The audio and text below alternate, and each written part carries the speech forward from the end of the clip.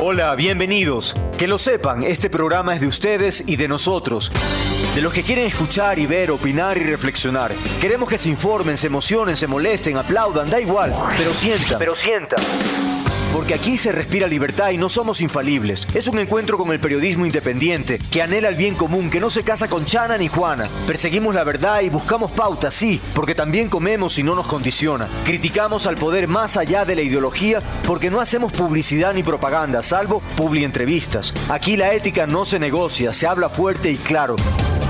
Y recuerden, a esta hora, la del Mono López, hay muchos programas en el dial, pero como este, para bien o para mal, ninguno. Prepárese. El programa de hoy presenta entrevistas que hicieron noticia esta semana. Declaraciones, análisis de los temas más actuales, aquellos incluso que siguen en desarrollo. Material necesario para comprender lo que ocurre en el país y el mundo. Bienvenidos.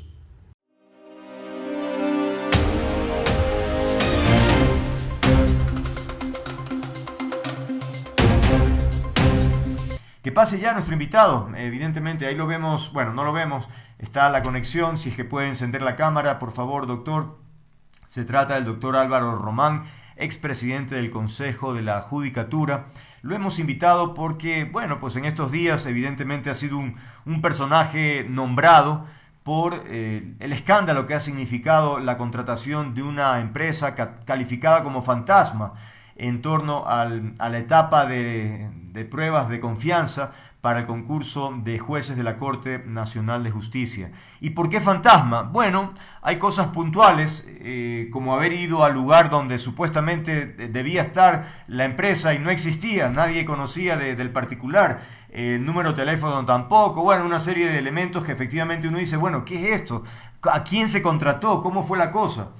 Luego algunos abogados, por ejemplo Marcela Estrella, ha mencionado sobre o ha hecho hincapié a la falta de experiencia y de técnica para estar al frente de ese concurso. Y por último, el último dato tiene que ver con el objeto social que se registra de la empresa, donde habla de que es una empresa de videojuegos, de programas informáticos, de atención para ancianos con discapacidad, selección de actores para obras de teatro. Entonces, caramba, ahí siguen habiendo los cuestionamientos. ¿Cómo se llega a esta empresa, doctor? Bienvenido, gracias por estar aquí. ¿Cómo fue el proceso? Bienvenido. Bueno, quiero aclarar, Andrés, que hay varias imprecisiones, cuando uno oye abogados que tienen opiniones que no tienen mucha precisión desde el punto de vista jurídico, vean esta desorientación en la gente y fundamentalmente en personas como tú, ¿no?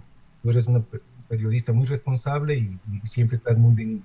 Pero verás, el Consejo de la Judicatura, dentro del proceso de curso de jueces nacionales, de acuerdo a la propia ley, al Código Orgánico de la Función Judicial, nos establece que debemos tomar pruebas de confianza. La propia ley te determina de acuerdo. Dentro del proceso tenemos que contratar pruebas de confianza. Es decir, esa reforma se introdujo, me parece, que en el año 2022, y ya se aplicó en los jueces de corrupción, para juzgamiento de corrupción y delincuencia organizada, y se aplicó también para el anterior concurso de la Judicatura de Jueces Nacionales, que fue declarado nulo, y porque se duplicó la prueba. En el caso en concreto, ¿cómo llegamos a la contratación? La directora nacional de talento humano, como era la que estaba llevando a cargo la base de méritos, a ella le tocaba generar estas necesidades. Ella genera la necesidad porque ya se acercaba la fecha, de acuerdo al cronograma, para la cuestión de la prueba de confianza. Dentro de la prueba de confianza, ¿qué normas hay que tomar en cuenta, Andrés? Primero, la ley de compañías establece en el artículo 3 que todas las leyes SAS, porque esta empresa Métricas es una empresa SAS, y en esa empresa de SAS efectivamente tiene que tener claramente determinado el objeto social que deberá ser establecido en forma clara en su contrato. Entonces, una de las del objeto social que tiene esta empresa es, además de las que tú nombraste, el objeto social de esta empresa también tiene el de tomar estas pruebas de confianza, es decir, queda desvirtuado el primer criterio, ¿no es cierto? Ok, eso en cuanto al objeto social, pero ¿qué me dice del teléfono? Que teléfono no existe, o el tema físico de la empresa. A eso vamos, Andrés. Es decir, el Consejo de la Judicatura tiene la potestad de contratar, pero ahí viene lo que yo siempre digo. Nosotros no tenemos la potestad de controlar la empresa. Entonces nosotros tenemos que sostenernos en que la empresa no esté inhabilitada o impedida de contratar con el Estado. Porque si está inhabilitada o impedida de contratar con el Estado, ¿qué pasaría? No entraría, es decir, tendría el primer control. La superintendencia de compañías ya no le permitiría participar, primero. Segundo, y la superintendencia de compañías es la primera entidad de control, de acuerdo al Código Monetario y después a la ley de compañías, es la que debe controlar a estas empresas. Es decir, ya debería estar controlando en dónde funcionan, cómo funcionan y todo eso. Pero doctor, por ejemplo, ahí hay un detalle curioso, doctor, permite que me interrumpa. En el registro de la super de compañías más bien se menciona que esta empresa no es una empresa proveedora del Estado. ¿Cómo se entiende entonces que se la elija? Espérate un momentito, ya quiero llegar, pero primero lo primero que tengo que establecer es tu primera preocupación, de que por qué esta empresa no tiene ese domicilio. Sí. El Consejo de la Judicatura no tiene por qué estar controlando. ¿Quién es el primer organismo de control? La superintendencia de compañías. ¿Quién es el segundo organismo de control para establecer el domicilio tributario? Es la Servicios Rentas Internas.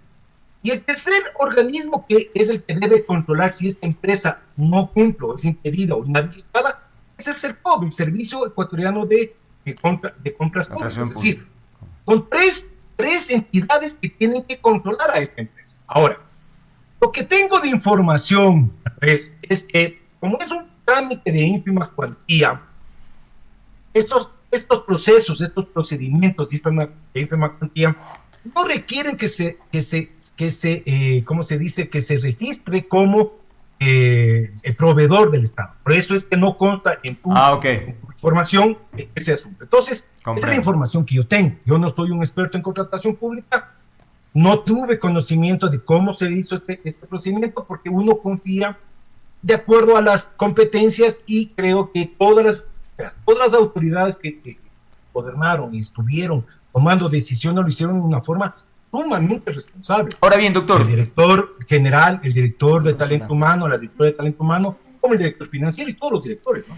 Ahora, doctor, de todas maneras el proceso parece que no es muy fácil seguirle la pista, porque fíjese, hace unos días tuvimos aquí en el programa a la vocal Solanda Goyes, y ella dijo que estaba tratando de investigar si se trataba de una contratación directa. Fíjese lo que nos contó en ese momento, escuchémosle.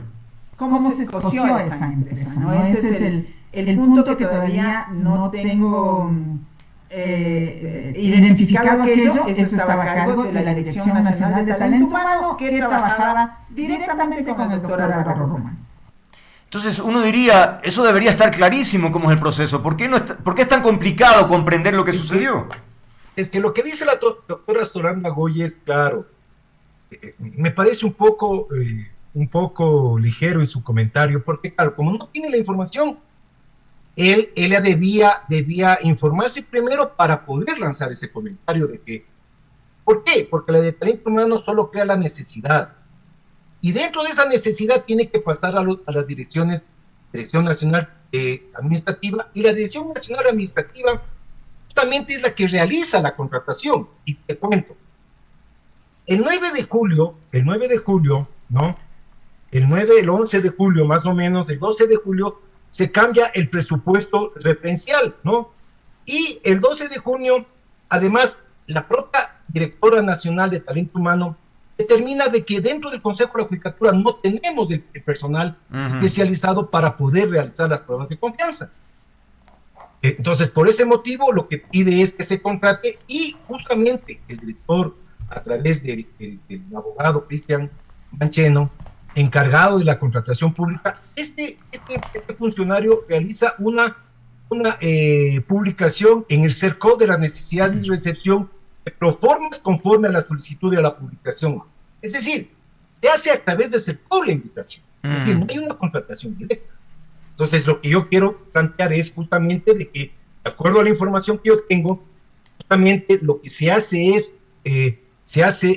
a través de CERCOP, se trata de que exista, primero no consta en el catálogo electrónico del CERCOP, entonces no se puede contratar a través de un catálogo, ¿no es cierto? Entonces, ¿cuál es el asunto? Que aquí la dirección administrativa lo que hace es requerir al CERCOP que nos ayude a encontrar alguna empresa que pueda dedicarse a estas actividades. Se presentan dos propuestas, y estas dos propuestas son las que se analizan, se califican cuál es la más conveniente, y de la más conveniente justamente se elige la de métricas, porque cobraba menor valor a cada una de las pruebas que se tenía que hacer. Comprendo. Nosotros ahora no tenemos ningún contacto con esa empresa, Andrés. Viéndolo en perspectiva, doctor, y conociendo la realidad de algunas cosas que se han mencionado, me pregunto, ¿usted contrataría con esta empresa? A ver, yo siempre sostengo que uno tiene que confiar en la información pública. Entonces, si esta información pública dada por 3 entidades que te decía... Es que todos fallaron, ¿no? Compañías, ¿cómo? Todos fallaron en cuanto a controles, en cuanto a descubrir que... Es que de verdad sorprende, Andrés, que todos los filtros no funcionen. Andrés, el contratante, nosotros no podemos estar haciendo este seguimiento como policial. No, de acuerdo. Sí, no lo digo tanto por usted, doctor, sino digo que es increíble que haya la Super, el SRI, en fin, todo el CERCOP, y todos estos filtros no funcionaron. No funcionan, es decir, vea, ese es el problema, que nosotros tenemos que confiar en la cuestión pública, pero habrá que pedirles a las autoridades, como el superintendente de compañías, como la directora nacional, el director del Servicio de Rentas Internas, como el director del CERCOP, que realicen una depuración, es decir, porque si no, vamos a tener siempre estos problemas en las contrataciones. Es decir, nosotros como Consejo de la Judicatura buscamos que nos venga una empresa en la que realizó las pruebas. Llévate de esto, Andrés. Cuando ya presentan y practican la prueba, realizan la prueba sustentados ¿en qué? En el perfil que nosotros aprobamos de qué juez queríamos como juez nacional. Por las dos pruebas que realiza esta empresa son, una, es la capacidad de resolución conforme al perfil, y la segunda, la prueba de honestidad. Esas dos pruebas realizan. En esas dos pruebas, claro, de acuerdo a los resultados, se eliminaron 34 personas, 30 personas porque no pudieron resolver, 4 personas por falta de honestidad. Entonces, con esos resultados, yo ya había salido del Consejo de la Judicatura. El Pleno, liderado por el doctor Mario Godoy, recibe la visita de la empresa y entran a una sesión en la que, a una reunión en la que pasan casi 2 horas investigándole cómo era la metodología para convencerse de que lo que habían hecho estaba bien. Sí. Y los 4 vocales del doctor Godoy, el doctor Benavides, la doctora Solanda Goyes, la doctora Yolanda Yuctequi, terminan convencidos, y por eso en la tarde se aprueba los resultados de la prueba. Sí. Es decir, débate de esto, Andrés, cuando tú no puedes destruir la metodología, porque si vos ves cuáles son los argumentos que ha presentado la doctora Estrella, la doctora Miño, el señor periodista Fausto Yepes, no es a la metodología, sino a la persona. Es decir, sí, es preocupante, o es llevar a lo que tú dices. Me preocupa porque los filtros que debería ser, nos ayudaría al Consejo de la Judicatura a tener toda la tranquilidad, han fallado. Pero no es culpa de nosotros, Andrés. Ahora, en Teleamazonas, justamente porque le han dado seguimiento a este tema, salió también otro comentario que quería contrastarlo con usted, en el sentido de que usted habría ignorado dos cosas que pudiesen haber salvado este tema, que era la propuesta de la Asociación Ecuatoriana de Psicólogos, que pretendió apoyar el proceso, y también de una empresa israelí, Logical Commander, que tenía experiencia en pruebas de confianza y que usted no las consideró. A ver, Andrés, los psicólogos querían entrar a ser parte de la prueba de psicológica. Débate, yo lo que quiero aclarar ahí recibimos el apoyo directo de la Embajada Americana, y la Embajada Americana pagó las pruebas psicológicas. Es decir, no queda duda. La Embajada Americana pagó. La Embajada Americana nos pagó $30,000 y pagó a los psicólogos para que hagan la prueba psicológica. Ya. A ver, Andrés, yo puedo reunirme con un contratista que quiere contratarme al Consejo de la Judicatura. Creo que por ética, por conflicto de intereses, no lo puedo hacer. Es decir, la ligereza con que esta empresa dice, yo le ofrezco mi servicio. Ve, Andrés, llévate de esto. Yo no puedo recibir a contratistas, porque el rato que yo recibo a contratistas, rompo el primer principio de la contratación pública, la igualdad y la imparcialidad. Comprendo. Es decir, es terrible que me digan que yo trato de ser transparente, he tratado de que mis actos sean transparentes.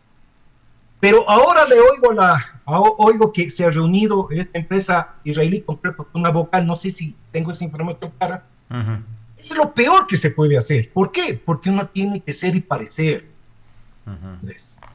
Yo no me puedo reunir con los contratistas, porque el rato que yo entro a reunirme con los contratistas es como que yo me reuniría con un sumariado, un sumario administrativo, y pierdo la imparcialidad, y no puedo tomar la decisión. Entonces, decirme a mí, esta empresa, el israelí, que yo hice caso omiso, me parece un absurdo, me parece un insulto a la inteligencia. Y claro, están acostumbrados a hacer lobby, y ese lobby no está bien visto. Eso yo siempre rechazo. Muy clara su posición en este sentido. Otro aspecto, justamente de una especialista en la materia, la doctora Lolo Miño, en una entrevista, decía que, bueno, más allá del tema de la prueba de confianza, el concurso como tal genera algunas dudas. Por ejemplo, dice que hay discordancia entre ciertos postulantes a quienes se les ha permitido ingresar documentos de manera posterior, mientras que el reglamento, por cierto, eso no lo contempla, y a otros no. ¿Eso es así? No. Dolores Niño creo que ahí tiene una imprecisión mayúscula. No. Uno de los principios, justamente, ve, Andrés, la postulación terminó 12 de la noche y eliminamos 3 personas. Imagínate que un postulante se demoró 2 segundos y no se lo calificó. El sistema no permite el ingreso de nueva información. Es decir, cuando la señora abogada, doctora, máster, candidata a doctorado, como es Lolo Miño, afirmar eso es, con todo el respeto, miente, porque eso no permitimos, el sistema no permite eso. Fíjate que enfrentamos 4 acciones de protección, las 4 ganó el Consejo de la Judicatura. Uno de los postulantes de Quevedo, el doctor Arévalo, abogado Arévalo, presentó una demanda de inconstitucionalidad del reglamento. La Corte Constitucional acaba de inadmitir esa acción inconstitucional en contra del reglamento. Es decir, llévate de esto, Andrés. Nosotros hemos ido poco a poco luchando contra todas estas acciones que los ciudadanos tienen. La última acción es justamente la acción que está en contra de las pruebas de confianza. El argumento fuerte justamente de estos señores postulantes, que son 3 postulantes, 3 jueces, justamente el argumento más fuerte es que la empresa no tiene confianza, no tiene experiencia. Yo me pregunto, Andrés, en el Ecuador, las pruebas de confianza fundamentalmente, desde la visión del Código Orgánico de la Función Judicial, es muy poco tiempo. Si ninguna empresa va a tener para tomar pruebas de confianza para jueces. ¿Tiene experiencia para tomar pruebas de confianza? ¿A quiénes? A los policías, a los militares. Claro. Es así, pero llévate de esto. Yo conversaba justamente con la Embajada Americana, hemos conversado con policías, todos. Se tiene en la cabeza que debe haber el polígrafo. El polígrafo, conforme, ya, yo hablaba con los de cápsula de seguridad, el polígrafo está para la reacción en ese momento que debes tener, pero no para un juez. Claro, Sí, claro. está bien para un policía, Okay. está bien para un militar, pero no para un juez. Esa es la diferencia. Oiga, ¿y usted tal vez tendrá algún contacto de la empresa o del señor Urquizo? El otro día la vocal Yupanqui le preguntamos y tampoco sabía. Es decir, un misterio. ¿Qué es esto? Es decir, nadie sabe nada o no están proporcionando la información. Eso deben tener, deben tener los de talento, los de la Dirección Nacional de Administración, porque él es la que hace directamente el contrato, ellos firmaron el contrato, no, Talento Humano no tenía esa información, el director general debe tener, pero Talento Humano, según lo entiendo, de acuerdo al informe que tengo del director general, la dirección administrativa, como está bajo la administración del doctor Godoy, no le ha dado un informe al director general para poder presentarle al pleno. Es decir, la propia institución no da su información, claro, para que pueda ser más transparente todo esto. Ahora, doctor, para muchas personas la credibilidad del concurso está herida de muerte. La pregunta es, ¿qué sería lo más conveniente? ¿Retrotraerse a todo esto? ¿Suspenderlo? ¿Por dónde ir? Mira, yo pienso que para que se dé esta situación, yo no creo que esté herida de muerte. No, porque creo yo que para que exista una nulidad, que podría ser, que le oí a la abogada Miño, entonces, pero él, por ejemplo, yo digo siempre, él habla en comentarios, y cuando yo oía su entrevista, decía que tienen que oír a los postulantes. Los postulantes han presentado su acción de protección. Y ahí uno tiene que oírlos. Es decir, ¿nosotros qué hicimos? A ver, tú eres postulante, presenta tu acción de protección. Y si una sentencia te da la razón, nosotros tenemos que ceder. ¿Cierto? Porque si encontramos un derecho violado, no podemos seguir adelante. Y eso hemos esperado que sean los jueces. Entonces, me dirás tú, Andrés, es que están bajo los jueces están bajo nuestra administración. Llévate de esto. Por lo menos en mi periodo, en estos 7 meses, yo no llamé a ningún juez y no tenía por qué llamar. Los jueces resolvieron conforme independiente, imparcial, como debe resolver un juez. Creo que los jueces poco a poco se fueron dando cuenta que no tenían la razón. Todo lo que digo es, la prueba de confianza se dio. Se bajaron 34 personas, se descalificaron 34 personas. ¡Qué pena! No pasaron. Jueces que están en funciones. Así pero es. La metodología de la prueba es una prueba técnica en la que yo lo que digo, Andrés, nosotros, el Consejo, el Pleno, el Consejo de Lectura, y ninguna autoridad ha tenido injerencia en esa empresa para que tome, o direccionamiento para que esa empresa tome. Fíjate que la diferencia, Andrés, la diferencia que teníamos con el anterior concurso, como se bajaron parece que se bajaron todos los que estaban en la lista inicial del doctor Wilman Terán, que así lo dice Alex Palacios, repitieron la prueba. ¿Qué hizo este Consejo de la Judicatura? Con los resultados, y a pesar que eran unos resultados duros, que se bajaban 34 personas, continuó el proceso. Eso te demuestra la valentía que se tiene para seguir tomando decisiones, seguir adelante.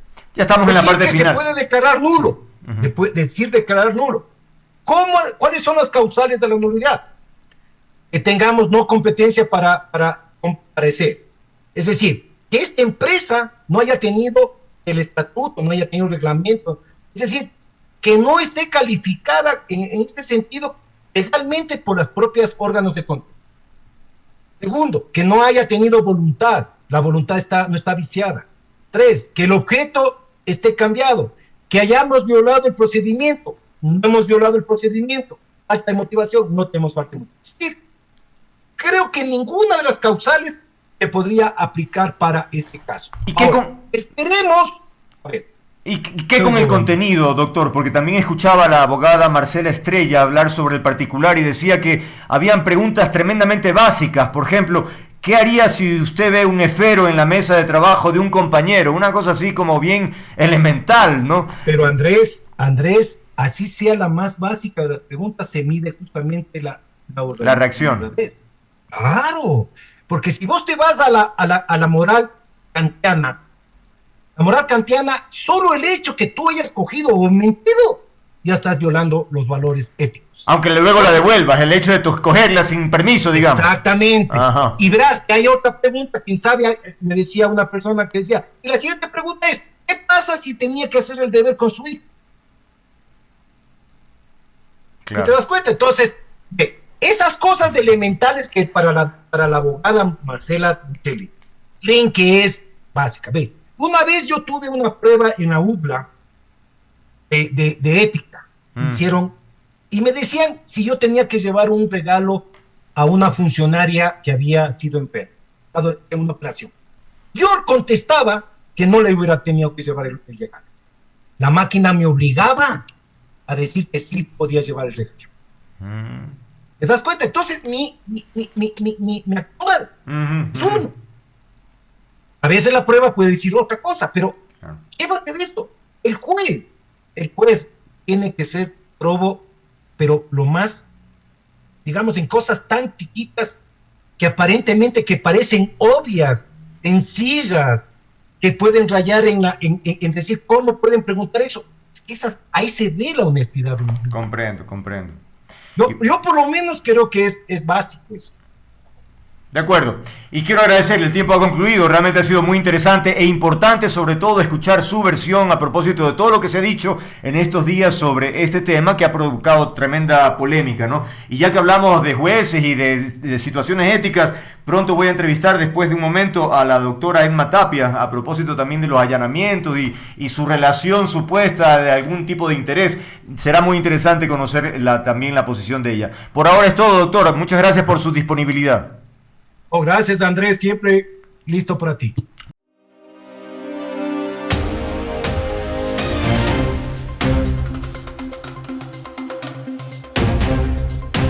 Continuamos nuestra agenda informativa, le damos la bienvenida para que pase ya al estudio principal a la doctora Emma Tapia, jueza de la Corte Nacional de Justicia, a quien agradecemos su presencia en este programa. La hemos invitado evidentemente por esta noticia que tiene relación con allanamientos a 2 domicilios de juezas, porque Fiscalía presume que pudiese haber habido una suerte de favoritismo de manera irregular para con el señor Wilman Terán en relación a un habeas corpus, y eso le permitió el traslado de la cárcel de la costa hacia la sierra. Entre las explicaciones que usted ha dado en estos días por la serie de argumentos que se han presentado, usted menciona que aceptó ese habeas corpus porque finalmente se demostró que el señor Terán, alias el Diablo, había recibido tratos crueles, inhumanos y degradantes. ¿Cuáles serían esos actos? Bienvenida, buenas tardes. Muchas gracias, señor López, por la oportunidad de poder explicar la sentencia que no fue dictada solamente por mí, fue dictada por Caterina Muñoz Ubía y por quien le habla. Así es. Debo comenzarle señalando que el señor Terán solicitó su habeas corpus por dos causas, por decir así. La primera, porque él asume su propia defensa, él, dentro de sus capacidades, dentro del ordenamiento jurídico nacional e internacional, está facultado para poder asumir su propia defensa porque es abogado. Sí. Eso no lo podemos quitar. Al él asumir su propia defensa, tiene derecho, y este derecho no solo lo consagra la Constitución, lo consagra también los organismos internacionales y los tratados internacionales. Tiene derecho a poderse defender, pero ¿cómo se defiende un abogado, señor López? Un abogado se defiende conociendo el proceso, revisando el expediente, buscando sobre todo en materia penal en la que se basan en doctrina, tienen ellos además el COIP, la Constitución, y varias otras normas, todo lo que se necesita. Él tiene derecho a poder revisar su expediente. Cuando él estuvo en la cárcel, denominada cárcel 4 de aquí de Quito, él tenía acceso, por ejemplo, a que su abogado, por decir así, que su padre, que es quien le trae las notificaciones, quién le trae copias de expedientes. Tenía acceso, como es normal, cuando el abogado desee entrar puede hacerlo previo a informar que va a hacerlo. Pero tenía acceso también al expediente mediante vía electrónica. Cuando a él lo pasan a la roca, lo aíslan, por decir así, literalmente fue así, lo aislaron. Él se queda sin poder defenderse. No tiene una sentencia ya constitucional de habeas corpus dispuso que él, por ejemplo, tenga acceso a una computadora, cosa que no se le entregó. Entonces, como juez constitucional y como tribunal constitucional, yo quisiera aclararle algo. En materia constitucional, el PPL, el accionante, como se denomina en derecho constitucional, puede alegar cualquier cosa. Pero quien tiene la carga de la prueba, obviamente, no va a ser quien está en situación más débil, que es un PPL, sino es el Estado. Entonces, si él alega algo, quien tenía que probar que no era así es el Estado. Ya. Y por el Estado acudieron el Ministerio de Salud, el SNAI, el director de la cárcel, el Comando Conjunto de las Fuerzas Armadas y el Ministerio de Salud. 5 organismos del Estado. Vamos a llegar a eso, doctora. Permítame antes de llegar a esa parte, porque efectivamente es importante destacarlo. La pregunta es, ok, si el señor Terán se queda sin abogado por el cambio de prisión, digamos, ¿no? Entonces, en principio se podría hablar de indefensión. ¿No es obligación del Estado darle un abogado que lo ayude? ¿Y por qué no ocurrió? Aparentemente, cuando usted no tiene un abogado, es obligación del Estado otorgarle uno. Claro. Pero aquí el señor Terán decidió asumir su propia defensa. Es decir, no es que no tenía abogado, sí tenía abogado, era él mismo. Por estrategia por la que él quiera, él decidió defenderse él mismo y no le podemos quitar ese derecho. Ok, entonces por eso mañana hay otros abogados que dirán lo mismo, vamos a tener que armar una suerte de, yo no sé, laboratorio de computación para todos los presos que quieran defenderse. Esa sería la lógica. Sí, los presos que sean abogados, claro, por supuesto, claro. Señor López, no quien quiera. Obvio. Quieren defenderse ellos mismos, está reconocido por la Corte Interamericana de Derechos Humanos que es facultad de ellos hacerlo. Pero no ha sido la regla común. Mire, por ejemplo, en el caso Metástasis, en donde se hizo, por decirle así, una batida de tantos jueces, ninguno de los jueces, yo tuve acciones constitucionales de varios jueces, y no asumieron su propia defensa. Es decir, no es lo normal, es parte de la estrategia del abogado Wilman Terán hacerlo y esté en su derecho a hacerlo. De acuerdo. Ahora, le preguntaba al inicio, por favor, para que sea puntual en lo posible, usted ha confirmado que se ha demostrado los malos tratos crueles, inhumanos y degradantes. ¿Cuáles son? Mire, si usted me pregunta, yo le voy a contestar. Gracias. Él alega lo siguiente. Alega que, por ejemplo, cuando estuvo en la cárcel 4, él tenía acceso al internet, a sus abogados, etcétera. Pero además, en la cárcel 4 no están mezclados personas con sentencia y personas sin sentencia. En la cárcel La Roca, que antes no era así, ahora está permitido que estén personas sin sentencia y con sentencia. Dice la directora de la cárcel que no están juntos, sino que están cada uno en sus cubículos, por decir así, que tienen barrotes y por lo tanto no están juntos. Junto a Wilman Terán hay una persona condenada por asesinato y otro condenado por violación. ¿Que tienen relación ellos? Sí. Por ejemplo, el rato que salen a que les examine el médico, todos están juntos. ¿Cuál es el trato inhumano que él alegó? Es inhumano, dice él, y eso es lo que él alega, y quien tenía que probar lo contrario es el Estado. ¿Qué alegó? En su celda de uno por algo, que tiene ahí mismo su baño, ahí le sirven los alimentos. Él no sale ningún momento del día. Él dijo frente a la directora o la representante del director de la cárcel que él salía en el mejor de los casos 20 minutos cada 2 semanas. La directora o la abogada del director de la cárcel, cuando le preguntamos si es cierto, porque el propio reglamento del SNAI y del trato a los PPLs dice mínimo deben tomar 2 horas de aire libre, de sol, etcétera. Eso dice su reglamento. Ella decía que toma 20 minutos. Y cuando le preguntamos a ella si es cierto que él sale 20 minutos cada semana, ella dijo: doctora, no puedo contestarle, me acojo al derecho al silencio. ¿Qué significa eso, señor López? Que el Estado, que debía demostrarnos que lo que decía el señor Terán era falso, el Estado no cumplió con su deber. No cumplió con su deber. El Estado lo que hizo es no defenderse. Pero 5 instituciones del Estado estuvieron ahí. Pero a ver, una precisión ahí, doctora. ¿El derecho al silencio acaso no es exclusivo del procesado? ¿Por qué acepta el silencio del SNAI o del Ministerio? ¿Debería combinarlos a que respondan de una u otra manera o darle 48 horas, como usted dijo que el señor Terán vaya en 48 horas acá al hotel de Quito? Parecería lo lógico también que usted haga lo propio para tener toda la información.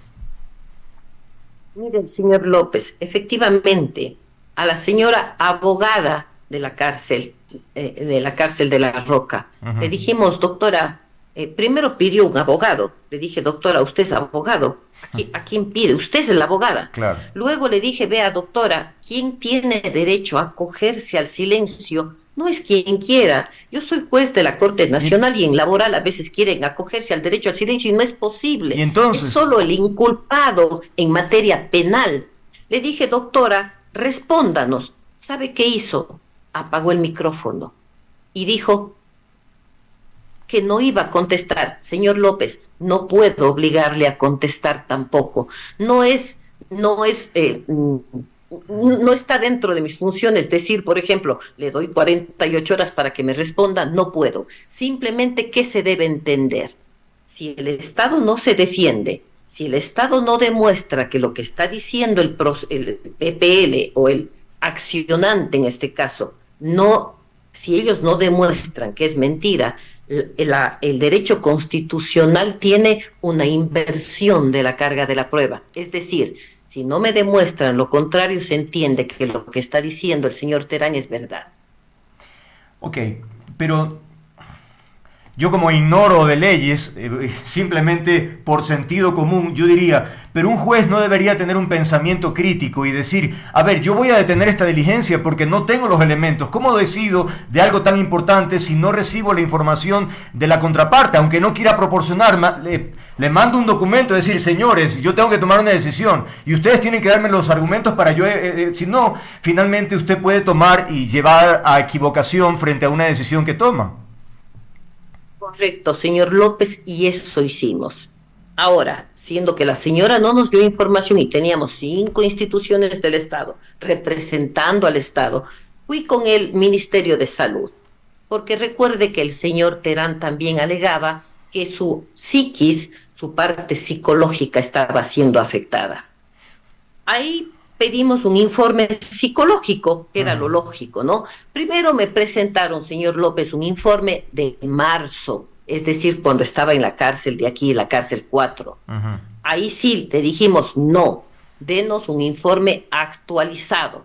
Nos trajeron un informe actualizado de ellos mismos, ¿no? Del Ministerio de Salud, en el que decía que cuando estuvo en la cárcel 4 tenía una depresión, una afección que es normal cuando uno está detenido, pero que cuando ya pasó a la cárcel, a La Roca, ya tenía una afección mayor. Sin embargo, de eso no fue lo determinante, y aquí le voy a contar algo más para que vea que, lejos de defender al Estado, fue todo lo contrario. Dijeron que tenía una depresión más o menos moderada y que casi estaba perfecto. El señor Terán, en uso de su defensa, porque él mismo se defendió, adjuntó prueba nueva frente a todos ellos. ¿Y sabe qué era? Una receta psiquiátrica. dada por el Ministerio de Salud, pusimos en conocimiento del Ministerio de Salud y dijo, sí, pedimos eso. La receta psiquiátrica, señor López, cuando un psicólogo decía que no tiene ninguna afección, la receta psiquiátrica le estaba dando un antidepresivo, un opioide, que se le otorga cuando alguien tiene esquizofrenia en el máximo grado de esquizofrenia, o cuando tiene depresión severa. Pero este ya es un medicamento que causa ciertos efectos físicos, como por ejemplo que usted no esté totalmente adormitado, no controle, por ejemplo, hay un babeo, no controle esfínteres. Eso le estaban dando. ¿Y sabe qué hizo el señor Terán en su defensa? Sacó las pastillas que le habían dado y dijo, doctora, señores magistrados, no me estoy tomando esto porque si tomo esto no me puedo defender. Corrí traslado al Ministerio de Salud y le pregunté, doctor, ustedes me están diciendo que hace 2 días el señor estaba perfecto y ahora está tomando medicamentos psiquiátricos. Explíqueme eso. ¿Sabe qué dijo el abogado del SNAI? Doctora, y del Ministerio de Salud. La verdad es que no puedo explicar eso. Si es que hace 2 días estaba bien, puede ser que 2 días después ya tenga afección psiquiátrica. Señor López, eso es invertir la carga de la prueba y eso era demostrar que lo que el señor Terán estaba diciendo era verdad. Ok, no me quedó claro. Usted dice que no podía obligar a las partes para que den la información, es decir, el derecho al silencio, eso de que se acoja, si el derecho es exclusivo del procesado, usted de todas maneras aceptó ese derecho del silencio del SNAI. Es decir, esa parte no la entiendo. No acepté, simplemente no puedo hacer que hable. Se allanó. Y que la señora no quiso decir. Y se allanó, pero es decir... teníamos 5 instituciones del Estado. Ella no me dio la información, vamos con el Ministerio de Salud, vamos con el SNAI, habló la Procuraduría, habló el Comando Conjunto de las Fuerzas Armadas, y mire, esto no le he dicho a nadie. El Comando Conjunto de las Fuerzas Armadas, que no fue invitado además, pero le permitimos hablar. El señor dijo que lo único que nosotros debíamos analizar es la motivación de la sentencia anterior en base a un test de motivación que da la Corte Constitucional, y debo recordarle algo, señor López. El test de motivación que me pedía el Comando Conjunto que yo analice ya no existe. La Corte Constitucional lo eliminó y el señor delegado del Comando Conjunto de las Fuerzas Armadas ni siquiera sabía que ese test ya no existe. Entonces, sí tomamos los recaudos necesarios para obtener de las 5 instituciones que fueron a defender al Estado, no fue Fiscalía, ¿no? Las 5 instituciones que fueron, lejos de demostrarnos que era su obligación, que el señor Terán no decía la verdad, hicieron lo contrario, señor López. Nos demostraron que lo que él decía era cierto. Ahora bien, otro detalle, perdóneme que me perdí, aquí tenía yo anotado un par de cosas.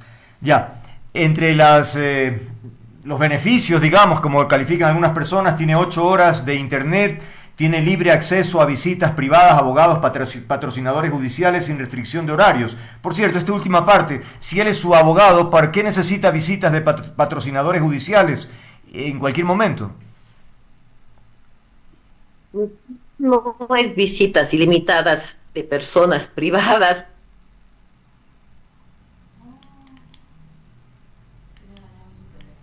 A ver, no sé si me sigue escuchando usted, ahí se quedó congelada su imagen. Vamos a ver si no la llamamos telefónicamente. Y entonces, ¿vamos a hacer la conexión, a reconectar o qué? Bien, nos quedan pocas preguntas, pero creo que son necesarias hacerlos para que se pueda conectar. A ver,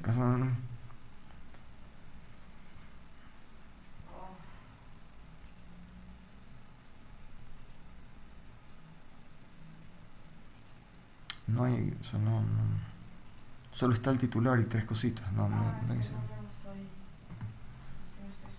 A ver, bueno, Lo importante ahorita es eso, si no...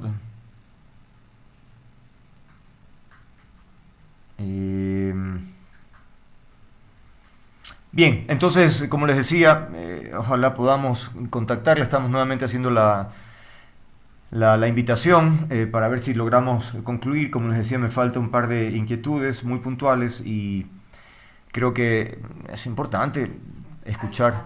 Ahí está. Bien. Ahí estamos. Sí, ahí estamos, efectivamente. Bien, sí. Le iba a preguntar. Le decía, señor, sí. Le decía que primero las visitas no son ilimitadas, no es que todo el mundo puede entrar a visitarlo y esto se ha conformado en un club, no. De acuerdo. Usted me dice por qué debe entrar alguien a visitarle como abogado si él es su propio abogado, porque Ajá. mire, hoy alguien hacía una alusión en redes sociales, dice el expediente de la fiscalía, por ejemplo, él tiene un caso que tiene 1.700 cuerpos y cada cuerpo tiene 100 hojas, entonces 1.700 por 100 que tiene la fiscalía. Eso no está entrando al internet. Eso tiene que él dar una autorización, sacan las copias, así llegó al habeas corpus, tenía copias, el papá le había subrayado ciertas cosas, etcétera, y él se defiende. Entonces, no todo tiene acceso al internet. Necesita que le traigan, por ejemplo, copias del expediente, pero también en el internet puede ingresar a ver, por decirle, en el sistema de la función judicial sí, puede entrar a ver cuándo le señalan una audiencia, si se ha presentado un escrito. Pero 8 horas, doctora, etc. es que en 8 horas puede hacer eso y 1000 cosas más. Es que eso es lo que sorprende, me explico. Muy bien, yo le voy a explicar a usted. Las 8 horas no son de 8 horas que yo pueda tener de internet, de entrar a redes sociales, a Twitter, a Instagram. ¿Y cómo va a controlar que no lo haga, doctora? No. Esto hay cómo controlar porque está el SNAI y el centro carcelario. Así fue dispuesto, incluso ya en otra habeas corpus. Solamente es como que, mire, por ejemplo, nosotros en la función judicial, yo como jueza, yo no tengo acceso desde mi computadora a WhatsApp, a redes sociales, solo tengo acceso a mi sistema, a la Corte Interamericana de Derechos Humanos, a la Corte Constitucional y a un sistema que nos da todos los códigos. La Corte nos controla. Igual se puede hacer aquí. Ahora, señor López, usted me puede decir 8 horas. Mire, para revisar un proceso penal, yo dicto sentencias laborales y yo trabajo en mi internet redactando mis sentencias, mis providencias, y no le estoy exagerando, más o menos 14 horas diarias. Y por eso tengo mi juzgado al día. Entonces, si él tiene que dedicarse a no sé cuántos procesos tengo aquí ahora, me enviaban, pero solo de uno que tenga que defenderse, de 1.700 cuerpos. ¿Cuántas horas necesita? Porque además, señor López, no es cuestión de que yo entre y revise y diga, me han presentado un escrito, aquí está. No. Para yo presentar un escrito de defensa, por ejemplo, tengo que entrar a doctrina, tengo que entrar a la Corte Constitucional, a la Corte Interamericana, etcétera. Preparar un proceso no toma solamente unos minutos. Comprendo. Pero no es cuestión de que el señor va a estar sentado 8 horas frente al internet y voy a estar, no. Va a ser cuando él necesite y si es necesario hasta 8 horas, las 8 horas se le va a otorgar. Quizás sea hilar fino, pero dicen que tal vez en esta sentencia, no sé cómo llamarle, esta decisión que han hecho las dos juezas involucradas en este tema, pues podría obedecer a cierta lealtad. Y concretamente en el caso suyo, a propósito de que Milton Daniel Calle Tapia, su hijo, fue e ingresó al Consejo de la Judicatura justo cuando estaba Wilman Terán, y luego de concluir el contrato como analista de acceso a la justicia, luego fue nuevamente contratado como jefe del Departamento Nacional de Género en la administración de Wilman Terán. Entonces parecería colegirse fácilmente que hay una suerte de lealtad allí, doctora. Parecería devolver un favor, señor López, así es. Y no es así. Mire, le voy a explicar muy sencillamente. Primero, el señor Terán nunca le contrató a mi hijo. A mi hijo, cuando el señor Terán entra al Consejo de la Judicatura, saca un montón de gente, llama a que presenten papeles, etcétera. Mi hijo que estuvo acompañándome aquí en Quito, él trabajaba en Cuenca, en uno de los mejores estudios jurídicos de Cuenca. Vino acá a ayudarme a cuidarle a su padre, que finalmente falleció. Vino a ayudarme a cuidarle y claro, mientras lo cuidaba y falleció, él se quedó sin trabajo. Presentó sus papeles al Consejo de la Judicatura, sí. El señor Terán, señor López, en total verdad le digo, nunca se enteró que mi hijo trabajaba en el Consejo de la Judicatura. Él no lo contrató primero, lo contrató quien ahora es vocal del Consejo de la Judicatura, Solanda Goyes, y ella tiene una entrevista y dice, yo lo contraté, yo lo entrevisté, yo le tomé los exámenes y vi la calidad de profesional que era, que no voy a entrar en detalle en ello. Pero luego usted nos dice, él asciende. No, señor López. Cuando Wilman Terán sale, sacan a toda la gente que entró con Wilman Terán, a todos. Sacaron en orden alfabético a todos. Pero a mi hijo no lo sacaron porque él no fue contratado por Wilman Terán. Y tampoco fue ascendido por Wilman Terán.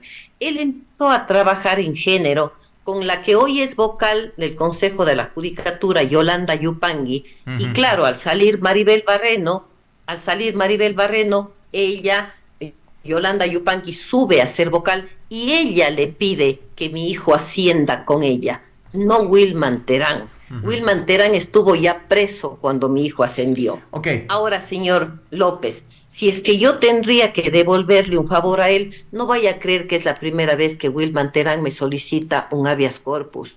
Él me solicitó un habeas corpus en marzo, pidiéndome su libertad, que presentarse. Me dijo que incluso hasta 3 veces al día. Pero yo le negué el habeas corpus porque no tenía razón, porque me pedía asuntos no constitucionales. Si yo hubiera querido devolverle un favor que no le debo, hubiera podido hacerlo en esa época. Y no ahora, cuando yo no tengo nada que ver con el señor Terán. Hay otro elemento a considerar, o al menos así se menciona, y ya con eso concluyo, por favor, si su respuesta dentro de lo posible sea lo más breve. Cuando el señor Terán pidió hablar en el Pleno de la Corte Nacional, hay un video, un audio, donde se le escucha a usted argumentar diciendo pues que recuerda que dice nosotros lo elegimos en el cargo como presidente del Consejo de la Judicatura, lo cual en principio más bien eso debería ser motivo de, no sé si decir vergüenza, porque no sé cómo fue esa elección, pero fíjense ustedes los resultados, ¿no? Pero bueno, eso.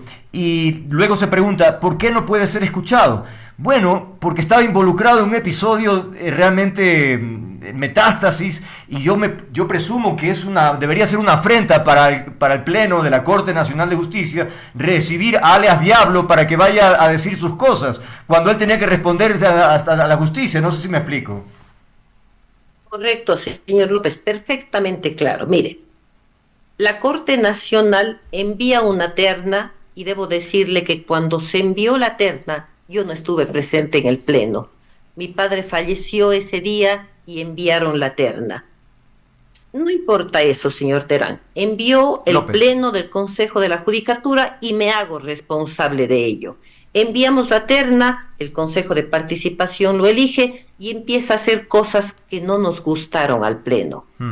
¿Qué dijimos nosotros?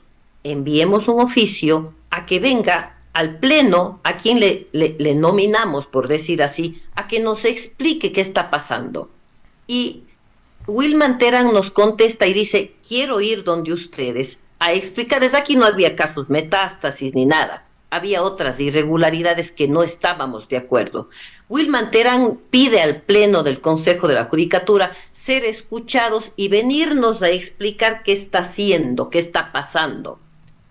Y en ese caso, Iván Saquicela dice, no tenemos por qué escucharlo.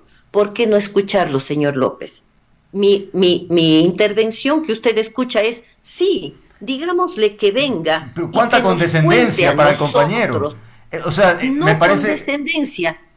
Señor López, si usted me invita hoy para que yo le explique a usted y a la ciudadanía por qué mi sentencia es para explicar. Lo que pedía yo es que venga el señor Terán y nos explique cuál es su actitud, por qué sus actitudes, por qué sus irregularidades que empezábamos a ver que sucedía.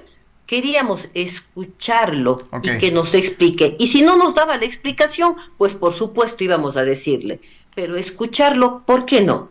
Ok, con eso concluimos, agradecerle, que por cierto no todos querían escucharlo, ¿no? Finalmente su propuesta Sí. no avanzó, por algo sería, ¿no? No avanzó. Pero bueno, Así de es. todas maneras, muchísimas gracias a la doctora Emma Tapia, jueza de la Corte Nacional de Justicia. Importante siempre ir a la fuente y escuchar los argumentos que usted nos ha presentado sobre todas estas elucubraciones o cuestionamientos sobre este tema. Gracias por habernos atendido y por su disponibilidad.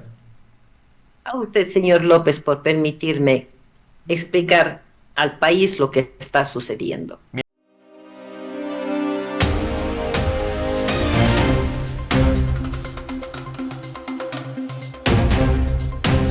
Propuesto debatir sobre un tema que me parece tremendamente importante, que evidentemente creo que todos lo sentimos, pero bueno, mi colega y periodista Talía Flores lo puso el dedo en la llaga y esto nos permite conversar con nuestros invitados y pueden...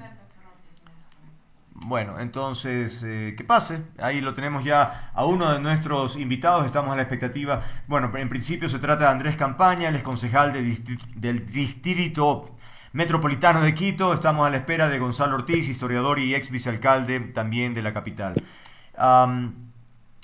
Presumo, Andrés, que evidentemente tuviste oportunidad de revisar este texto, que creo que va analizando aspectos que creo que son interesantes y necesarios debatir. ¿Por qué está ocurriendo eso? Por ejemplo, ella empieza hablando sobre la ausencia o la falta de liderazgos políticos.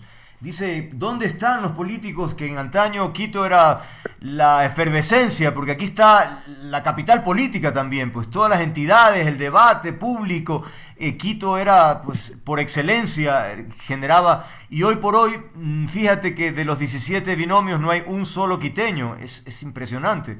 ¿Qué te dice al respecto ese elemento? Bienvenido. Buenas tardes, querido Andrés, un gusto poder encontrarme en este espacio que usted gentilmente ha abierto sus puertas. Un abrazo afectuoso a la audiencia y evidentemente nosotros tenemos la necesidad de recuperar a Quito como referente nacional e internacional. Y en esa perspectiva yo creo que lastimosamente desde el mismo municipio de Quito en los últimos años hay un estancamiento que no ha permitido salir adelante y que por el contrario ha ido generando que Quito pierda ese referente que llegó a convertirnos en luz de América. Hoy Quito enfrenta distintas problemáticas en el ámbito de la situación económica, el desempleo, conocer, por ejemplo, que la dramática situación, el nivel de desempleo del país es, sin lugar a dudas, un motivo que nos debe conllevar a tener acciones concretas. A ello sumemos la crisis de inseguridad y finalmente el caos que lo podemos observar en el día a día con solo movilizarnos en el distrito. Y vamos a ir por pasos, digamos. Por cierto, veo la imagen congelada, no sé si usted la puso así o qué pasó, pero no lo tengo normal, sino lo tengo ahí congelado, concejal. ¿Ahora se me ve? Ahí sí, ahí estamos. Bien, entonces lo que le quería preguntar, concejal, pero la pregunta sería, ¿pero qué ha pasado? Es decir, también Talía se pregunta, ¿cuándo empezó el deterioro? ¿Por qué no hay voces que salgan de inmediato a reclamar por Quito, a trabajar por Quito, a liderar causas por Quito? ¿Qué es lo que ha sucedido? Bueno, creo que un primer gran elemento es que las últimas administraciones municipales, desde que yo recuerde, por ejemplo, la administración de Augusto Barrera, comenzó Quito a perder esa característica de convertirse en referente. Luego, evidentemente, la crisis se profundiza con Rodas, más aún con esta crisis institucional, política que vivió la ciudad, con Yunda, Guarderas. Recordemos en que tuvimos que vivir una transición de varios meses que se prolongó fruto de varias acciones legales, judiciales, y que evidentemente lo que hicieron es postergar nuestra ciudad. Puramente, Gonzalo, yo respeto mucho históricos de cómo esto ha ido involucionando. dando en vez de tener un desarrollo hacia una ciudad que se proyecte a futuro y sobre todo, más aún, tratándose de un distrito metropolitano que busca consolidarse como tal. Comprendo. En este contexto, lo cierto es que hay una suerte de vacío, es lo que se menciona, ¿no? Es decir, ¿dónde están esas voces y cómo empezar? Pero ¿debería ser el alcalde entonces quien sea esa voz? ¿Debería ser el alcalde quien convoque a otros para finalmente, no sé, hacer una planificación de ciudad? ¿O hay una distancia? Es decir, porque también se ha dicho que tradicionalmente Quito en el municipio se despoja de las camisetas y que trabajan por la ciudad, al menos esa ha sido la tradición, pero parece que eso quedó atrás. Yo creo que es importante que el alcalde tenga liderazgo. Evidentemente el burgomaestre tiene mucha responsabilidad al respecto, pero no es el único. Claro. Varios actores que también asumimos nuestra responsabilidad y varios actores que desde el ámbito de nuestra tratamos evidentemente de aportar en ese gran consenso, en la construcción de una agenda de ciudad que busque resolver los problemas de la ciudad. Bien, vemos que ya se incorpora a este panel Gonzalo Ortiz, decíamos historiador, ex vicealcalde de Quito. Gonzalo, esta primera parte, conversando con el concejal Campaña, estaba preguntándole acerca de el detalle, estamos desglosando este artículo de Thalía Flores, que decía que pues creía que estaba acertada en muchos de sus elementos, de la falta de liderazgo político. ¿Dónde están las voces? ¿Por qué las élites o la sociedad quiteña está en una suerte de apatía frente a lo que sucede a su ciudad? Y hoy por hoy simplemente hay un vacío, nadie dice nada y lo suerte es que vamos de capa caída en función de lo que significa calidad de vida en la capital. Gonzalo. Buenas tardes, perdonen el retraso en conectarme, pero creo que es un tema que nos preocupa desde hace algún tiempo. En efecto, no hay ningún candidato a la presidencia que venga de Quito. El actual gabinete prácticamente no tiene sino un cuencano y no encuentra a nadie más fuera de Guayaquil. Claro. Hay una concentración en el personal de Daniel Noboa, que es de Guayaquil. Y ahora estamos, claro, con una alcaldía también de perfil bastante bajo, y esto es lo que se pregunta Thalía en su artículo, ¿no? ¿De qué depende esto? Bueno, yo creo que es todo este cambio en general de la política, de la crisis de los partidos políticos, que no es una crisis solo del Ecuador, por supuesto, es bastante mayor, la crisis de los partidos políticos que no han podido sobrevivir a la era de Internet y del mensaje directo a través de las redes. Es curioso, sin embargo, cuando uno regresa a ver a los Estados Unidos y ve, por ejemplo, la convención demócrata que está teniendo lugar estos días en Chicago, sí, y ver el llenazo impresionante de esos, del mayor coliseo que tiene Chicago, repleto de gente entusiasta y vibrando a sus candidatos. Es decir, ahí sí los partidos siguen funcionando. Y lo que pasó en Francia es otra demostración de civismo político. Los partidos siguieron la orden de votar por el candidato que fuera mejor, claro, y no necesariamente por su partido. De 300 y pico de candidatos se retiraron 200 precisamente por la orden de votar en contra de la extrema derecha. Ahora, así Gonzalo, que en otros lados hay partidos. ¿Qué es lo que nos pasa? Ya. ¿Por qué es que aquí no están funcionando así, no? Pero ya, ok, una parte importantísima tiene que ver efectivamente con la actividad política, pero también se anota en el artículo de Thalía una suerte, ella cataloga como egoísmo, es decir, cada cual vela por su metro cuadrado, los empresarios lo suyo, quienes se pueden ir a los valles se van a los valles, ¿dónde está la universidad también que aporte, que proponga cosas, en fin, que haya una sinergia entre todos los estamentos para finalmente sacar a la ciudad? ¿Tú coincides en que efectivamente hay una suerte de apatía cada cual por su mundo? Sí, totalmente. Una de las cosas que más me llama la atención es la universidad, cómo la universidad se ha retraído, no se opina de nada, ni en los momentos más álgidos. y ya no es la voz esa admonitiva que era siempre la universidad frente a la política en Quito en especial, ¿no? ¿Por qué? Porque andan en sus peleas internas de que si es legítimo o no la última elección, y claro, es exactamente lo que dice Thalía, ¿no? Es el egoísmo de cada quien ve su metro cuadrado. Y eso pues ha hecho que Quito haya ido perdiendo importancia políticamente, que no haya líderes que surjan desde aquí. Ahora, en cuanto a la proyección, concejal, también se critica que no hay en Quito una suerte de planificación, de rumbo, de destino. ¿Qué es lo que queremos para Quito? ¿Hacia dónde crece? ¿Cómo crece? ¿Por qué tanta lentitud para tomar decisiones que obviamente no serán de un día para otro, pero hay que empezar a trabajar en algo? Lo cierto es que uno no se entera. ¿Qué será que sucede? ¿Qué va a pasar dentro de 10, 20 años con la capital como tal? En este punto, querido Andrés, Gonzalo, yo no concuerdo con Thalía. Yo creo que Quito es una ciudad que está sobrediagnosticada. Existen varios instrumentos de planificación. En este año de gestión por parte del alcalde Muñoz, se ha impulsado una serie de reformas, por ejemplo, contar con el Plan Maestro de Movilidad Sostenible, con la reforma del Plan de Uso y Gestión del Suelo, con el Plan Maestro de Seguridad Ciudadana. Y se está aplicando, pero... Precisamente allá voy.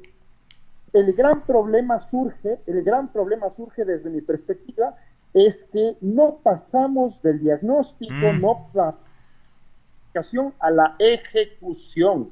Y hoy, por ejemplo, nos enfrentamos a una realidad que es compleja. Yo he venido denunciando que no puede ser posible que de los 800 millones de dólares que cuenta el municipio de Quito y todas sus instituciones para obras y servicios públicos, con corte a 31 de julio, apenas el 29% de ese presupuesto ha sido ejecutado. Eso demuestra una enorme ineficiencia a la hora de gestionar lo público. No puede ser posible que la ciudad de Quito esté llena de problemas. Frente a esos problemas, los recursos siempre van a ser limitados, pero más dramática es la situación cuando esos recursos que de por sí ya son limitados, existe una enorme incapacidad de un aparato burocrático de lograr transformar esas necesidades en soluciones que mejoren la calidad de vida de los quiteños y las quiteñas. Entonces, creo que ahí está realmente la problemática que nos enfrentamos en la ciudad. Gonzalo, otro elemento... Y eso se debe, a ver, perdóname, sí, Andrés, eso se debe a un equipo realmente pésimo que tiene la alcaldía, ¿no? Porque si lo que no pueden es ejecutar unos planes que supuestamente están en el papel, es que el equipo es malo. Es una conclusión bastante lógica, ¿no? El equipo es malo. Yo soy sociólogo, pero he tenido bastante experiencia administrativa y creo que a veces la sociología demasiado de escritorio no es buena para manejar una ciudad. Claro. Creo que hay que tener menos teoría y más gerencia. Ahora, Gonzalo, sí, coincido también con lo que ustedes han mencionado. La practicidad es tremendamente importante, el ser ejecutivo. Ahora, otro elemento, digo, que me parece clave, Gonzalo, es que se anota una suerte de desconexión de las nuevas generaciones con lo que significa Quito, su riqueza cultural, su pasado, su futuro también. Es decir, parecería que los quiteños o quienes habitamos aquí o pierden una suerte de identidad, y me parece grave porque el momento que uno no siente como suyo, no se empodera de su tierra, entonces puede pasar cualquier cosa y a nadie le interesa. Entonces, si eso es así, me pregunto, ¿cómo podríamos recuperar la importancia del amor por la tierra de uno? Bueno, si contesto, yo diría que a mí me pareció que cuando hace 20 años, en el 2003, recuperamos el centro histórico con Paco Moncayo, logramos la reubicación del comercio informal, se limpió en una semana, se pintó, se arregló todo el centro, la gente no creía lo que veía, no había metro todavía, pero cientos de miles de personas fueron al centro a ver lo que estaba pasando, y luego hicimos tantas cosas para fomentar la vuelta al centro. Ese momento yo pensaba, y lo dije varias veces en el consejo mismo, que Quito recuperó su alma. El alma de Quito es el centro histórico, y al recuperar el centro histórico recuperó su alma. Y vemos que la ciudad ha seguido creciendo y lo que es peor, ha seguido creciendo y dispersándose, está cubriendo ya de una cordillera a la otra.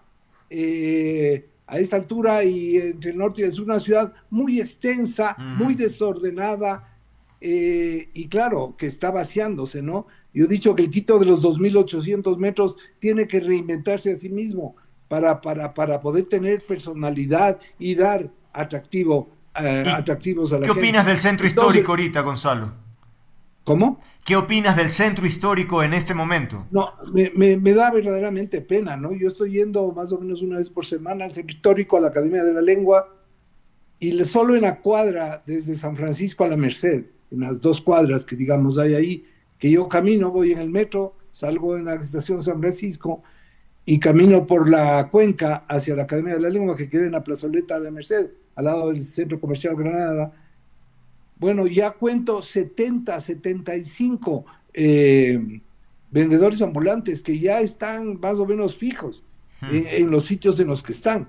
Ya sé dónde está la persona que vende ropa, que es una otavaleña, que compra ropa a otros otavaleños. Ella no es la artesana, pero es la comerciante, claro, que tiene colgados en sus manos. De ahí cuelga la ropa. Es casi como una especie de closet humano de la cantidad de ropa que tiene en sus manos y que está ofreciendo, ¿no? Pero lo peor me pasó este fin de semana anterior, que vi que hay ya la primera caseta en la calle Sucre, al lado de la compañía, de una persona que vende cordones de zapatos, cintas. Es ya un puesto permanente, porque es una caseta lo que se ha permitido, al lado de la iglesia de la compañía, la mayor joya del arte quiteño, y hay una caseta permanente. O sea, estamos perdiendo la batalla. Otra vez, lo que se hizo hace 20 años, ahora se permite la ocupación indiscriminada de las calles. Ahora, concejal, hay suciedad, hay desorden, a pesar de las miles de personas que siguen yendo y que ahora con mayor razón, con mayor facilidad, con el metro, ¿no? La noche del mapping, que hicieron el mapping en las iglesias, bueno, eran decenas de miles de personas que llegaban al centro. Por eso, claro, era obvio, se volvió un caos absoluto el regreso, ¿no? Porque había demasiadas personas para el metro. Ese día el metro tuvo probablemente la mayor ocupación desde su inauguración. Ahora bien, concejal, si esto ocurriera, no sé, lejos del centro de Quito, uno diría, bueno, pues tal vez no tienen la oportunidad de estarlo viendo todos los días, pero por favor, estamos hablando de la Plaza Grande y sus alrededores, y entonces uno no entiende cómo es posible que no hay una suerte de urgencia de resolver algo que es turístico por sí, es un lugar tan hermoso y además con tanta historia. El otro día además entrevistamos a unos extranjeros, a una pareja de checos que se dedicó a recoger basura en la plaza, y la respuesta del alcalde fue totalmente de otro tema, es decir, no reconoció que había este problema. Entonces uno dice, ¿qué pasa con el Consejo del Distrito Metropolitano, concejal? Nosotros desde el Consejo Metropolitano, en mi caso particular, he exigido que, por ejemplo, pasemos de las consultorías. Se hizo una consultoría de $200,000 para la construcción del Plan Maestro de Comercialización a la acción. La situación de Quito es tan grave que hoy no solamente el centro histórico vive esta situación, sino que además está presente en otras áreas de nuestra ciudad. Yo, por ejemplo, en el sur quiero referirme a la avenida La Jota, en donde un mercado, o lo que es norte en la avenida Naciones Unidas, otro mercado. Frente a eso tenemos un desorden total en que los trabajadores autónomos, los comerciantes minoristas, están ejerciendo con todo su derecho a buscar el pan de todos los días para llevar a su casa, pero no puede ser en condiciones de una ciudad desordenada. Y la otra cara de la moneda es que tenemos mercados que están prácticamente vacíos. Eso es lo que hay que regular. Pero, concejal, ahí usted parecería incurriendo justamente en su crítica de mucho diagnóstico pero poca ejecución. Es decir, si tienen claro el panorama, no solo de la plaza, que es obvio, sino de otros sectores como en el sur de Quito que está usted hablando, pues ya no es tiempo de diagnóstico, sino de finalmente, a ver, sentémonos a ver cómo solucionamos. Pero es que allí caemos en el mismo error, parecería, concejal. Bueno, creo que es necesario tener en cuenta de que la autoridad ejecutiva es el alcalde. Por supuesto, pero... todas las atribuciones, tiene además una mayoría muy consolidada a su favor para precisamente hacer los cambios que requiere Quito. Nosotros como fiscalizamos y legislamos, y eso perfectamente lo conoce también Gonzalo, que ha pasado por el Consejo Metropolitano. Y desde ese punto fiscalizamos y nos llama la atención de que se gaste 200.000 en una consultoría para organizar el comercio y no avancemos absolutamente nada. Nos llama la atención de que los mercados, las plataformas, las ferias, los centros comerciales populares que fueron precisamente creados en la administración de Paco Moncayo, de Gonzalo Ortiz, en este momento estén abandonados. Entonces, esta es la situación crítica que atraviesa la ciudad. Existe toda una institucionalidad, como es la Agencia de Coordinación Distrital de Comercio, que tiene una ejecución presupuestaria del 100% a los primeros 7 meses del año. Entonces, esto demuestra que desde el Ejecutivo no se está avanzando en el cumplimiento de las normativas, en el cumplimiento de los instrumentos de planificación. ¿Qué pasaría, Gonzalo, si se arma una suerte de conspiración, fraguar una conspiración positiva para salvar a la ciudad? ¿Habría gente que quisiera aportar, que se reuniera para trabajar, que se presione, junto incluso con los concejales, digamos, de oposición del municipio? Porque si efectivamente el alcalde va por su línea con sus concejales y descuida la ciudad, es que no puede ser que seamos testigos de piedra, Gonzalo. Realmente a mí me incomoda, que no soy de aquí, es que no entiendo cómo puede pasar esto.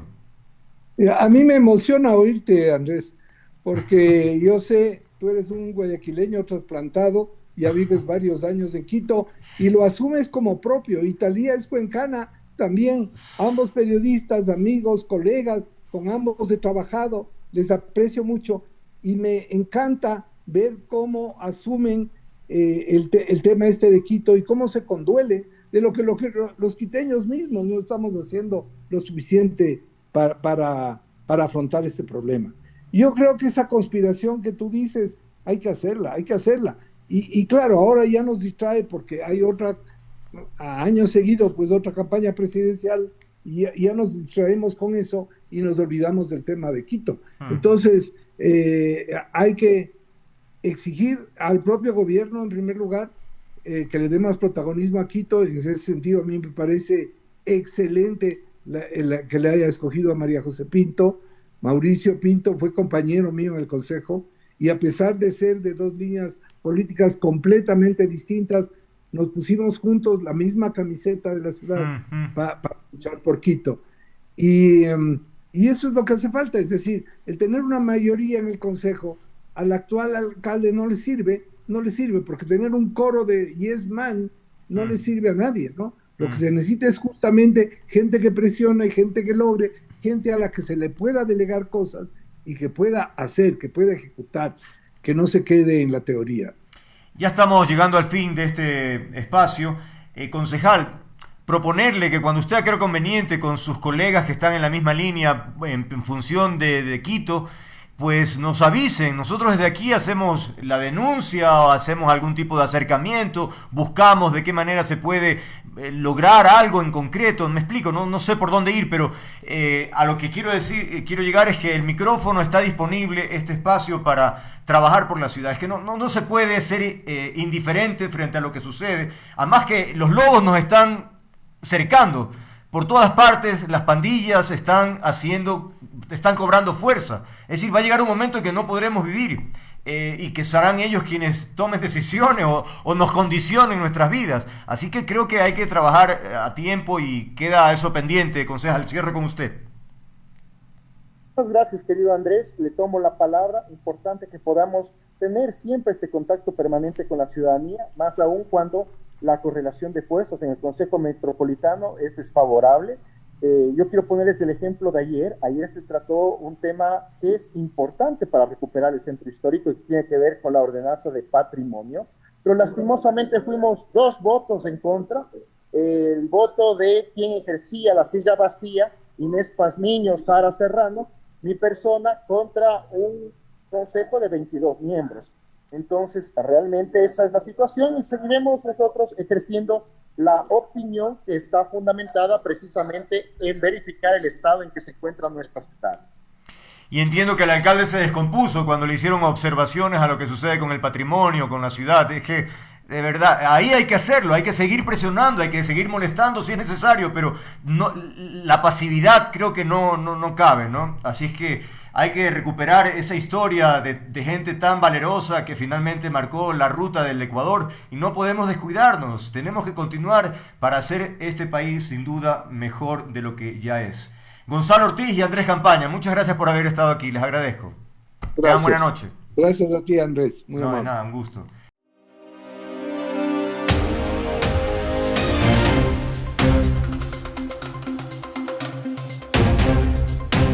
Damos la bienvenida, que pase ya al estudio principal a nuestro invitado Ramiro Vela. Él es asambleísta independiente. Estamos a la expectativa que se conecte, miembro de la Comisión de Fiscalización.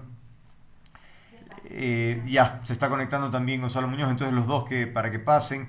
Él es abogado especialista en Derecho Constitucional y Parlamentario. ¿Por qué los hemos invitado? Bueno, por esta decisión de la justicia que dispone desarchivar, es decir, sacar de la carpeta, del folio por allí que estaban archivados, los juicios políticos en contra de varios exministros del gobierno de Guillermo Lasso y respetar, digamos, la cronología en la cual se había establecido, pero que luego, por ausencia de firmas o reafirmación de firmas, no sé, no me acuerdo exactamente, lo cierto es que dijeron hasta ahí nomás y se archivó. La reacción de la Asamblea fue decir que no va a acatar esta disposición. Entonces, ahí, ¿frente a qué nos encontramos? Hay una suerte de desobediencia de parte de la Asamblea. ¿Le corresponde acatarla o no? ¿O se extralimita la justicia porque la Asamblea es un ente netamente político? No sé, de eso vamos a hablar con nuestros invitados que ya los presenté. Gracias a los dos por participar. Empecemos por la parte, digamos, estrictamente formal, doctor Muñoz. ¿Cómo ve este impasse, digamos, entre la situación que solicita la justicia y la reacción de la Asamblea? Buenas tardes, noches casi. Estimado Andrés, buenas tardes. Buenas tardes al asambleísta Vela. Un gusto poder compartir el panel en estos momentos. Nuevamente nos encontramos ante un caso aberrante, preocupante, por parte de la desnaturalización de las garantías jurisdiccionales, en este caso de una acción de protección, donde un nuevo juez, una versión del señor Lindao, hoy procesado por metástasis, lo tenemos en la ciudad de Quito, específicamente en Quitumbe. Es un acto vergonzante, una sentencia espuria, que desde todo el punto de vista es inconstitucional. ¿Por qué? A eso mismo voy, que desconoce la ley y la Constitución y los precedentes de la propia Corte Constitucional. Estimado Andrés, quiero dar lectura a lo que establece la sentencia de la Corte 122-22-JC-23. Es una parte corta. El parágrafo 58.1 dice lo siguiente: los actos de mero trámite producidos durante un juicio político al tenor del artículo 131 de la Constitución, es decir, de los ministros de Estado, o aquellos actos que son previos al inicio de aquel, no son objeto de garantía jurisdiccional de medidas cautelares autónomas, en tanto que no tienen potenciabilidad de amenazar derechos constitucionales. Este fallo clarísimo de la Corte, que no se necesita ser abogado, que no se necesita ser experto en derecho para comprenderlo, sino entender única y solamente el castellano, ha sido desconocido por este nuevo juez Metástasis. Realmente es sumamente preocupante, como se estaba estableciendo, ya que un juez, cuando existe dictamen expreso de la Corte, que no proceden medidas cautelares ni acciones de protección contra actos de mero trámite en un juicio político, la haya aceptado. Debe ser sin duda sancionado con error inexcusable y también por una denuncia de prevaricato, porque ha incurrido en las dos causales. No puede ser posible que se siga desnaturalizando las garantías jurisdiccionales que son instrumentos para el derecho, para la defensa de derechos de las personas con este tipo de actuaciones para favorecer a politiqueros. Ok, ¿cuál es su interpretación de este episodio, asambleísta Velan? Gracias nuevamente por estar aquí. ¿Coincide con este análisis que nos ha propuesto el doctor Muñoz o tiene alguna observación? Bienvenido. Muchísimas gracias, Andrés. Muchísimas gracias al panelista invitado. Bueno, yo más allá del tema constitucional, yo no soy abogado. He consultado a parte de la asesoría de la Asamblea hace unos minutos, a mis asesores personales también, y bueno, en algunos criterios comparten el de quien estuvo anteriormente en la palabra. Yo lo que quiero decirles es que nunca estuve de acuerdo con el hecho en sí. Retirar firmas de juicios políticos no solamente fue una mala estrategia política de la Asamblea, vinculada directamente a dos partidos políticos para adelantar juicios políticos, sino que además fue un durísimo golpe al proceso real de fiscalización de la Asamblea. Porque increíblemente, y yo quiero irme al hecho, ya el tema de la actuación del juez, de si aceptó o no esta acción de protección, lo tendrán que dilucidar los entes competentes, más aún cuando la Asamblea ha dicho que va a desconocer y no va a acatar aquello. He visto al secretario activarse en este momento, pero esto se produce porque lamentablemente en el juego político de la Asamblea quisieron adelantar los juicios para llegar a los juicios primero de la fiscal, que luego por un tema del embarazo no se dio, que hoy se va a reactivar, y segundo para juicios políticos que les interesaba dos bloques, al Partido Revolución Ciudadana y al Partido Social Cristiano, para poder, entre comillas, golpear al gobierno.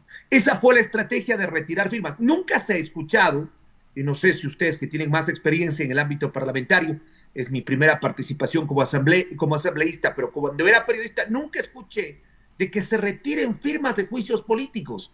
Y eso lo hicieron los partidos que causaron el debacle que estamos teniendo ahora, los que no dejaron gobernar a Lasso, y los que nos llevaron a la muerte cruzada, el Partido Social Cristiano y el Partido Revolución Ciudadana, que se unieron tiempo atrás y que ahora se vuelven a unir para retirar estas firmas y aparentemente salvar a estos ministros. Eso es el concepto donde inicia esto. La acción de protección, repito, yo no voy a decir si está bien presentada o no. Creo que la Asamblea, más allá de decir no voy a acatar, deberá defender en derecho. Para eso tenemos, entiendo, una muy buena cantidad de abogados dentro de la Asamblea. Si la acción de protección fue aceptada en derecho o no, o fue aceptada, como lo dice el participante, el constitucionalista, que es una verdadera aberración. Abogado Muñoz, la asambleísta que lidera esta iniciativa, Alarcón, ha mencionado el artículo 21 de la Ley de Garantías Constitucionales, en donde, según ella, se establece claramente que la Asamblea no tiene por qué cuestionar este tema, simplemente acatarlo. ¿Cómo contrarrestar aquello? ¿Qué pesa más en términos jurídicos? El audio, abogado.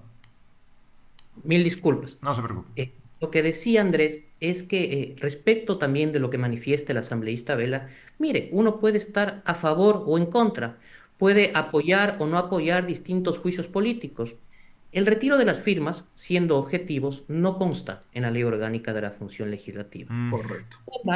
Sin embargo, ha sido una práctica que no es la primera vez que sucede. Ocurrió ya en dos ocasiones. La primera con el ex procurador general del Estado Íñigo Salvador Crespo, y la segunda con la del secretario de Seguridad del expresidente Lasso, Diego Ordóñez, en las cuales los legisladores retiraron su voluntad, su firma, para el apoyo de un juicio político, y la Comisión de Fiscalización, que tiene la obligación, según el artículo, si mal no estoy, 79-80 de la ley, no procedió a calificarlos. ¿Sí? Esto es una práctica que ya se ha venido dando y tiene una razón de ser que solo quisiera decirle en un momento.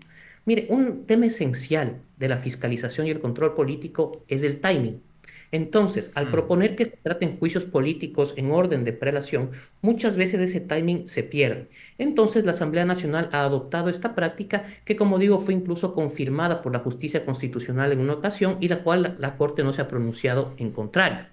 Entonces, sí es permitido el retiro de las firmas, más allá de que podamos, repito, estar o no de acuerdo, porque responde, y en eso coincido con el asambleísta Vela, a un interés político actual de la coyuntura, donde, no lamentablemente, donde debe ejercerse una fiscalización clara. Ahorita también hay que mencionar otra cuestión. Se plantearon esos procesos en contra de los exministros del presidente Lazo, justamente cuando se anunció que iba a procederse con el enjuiciamiento político a la canciller actual, Gabriela Sommerfield, y a Mónica Palencia. Entonces también se hizo esta presentación de 3 juicios al vuelo para alargar las solicitudes de juicio político a la ministra.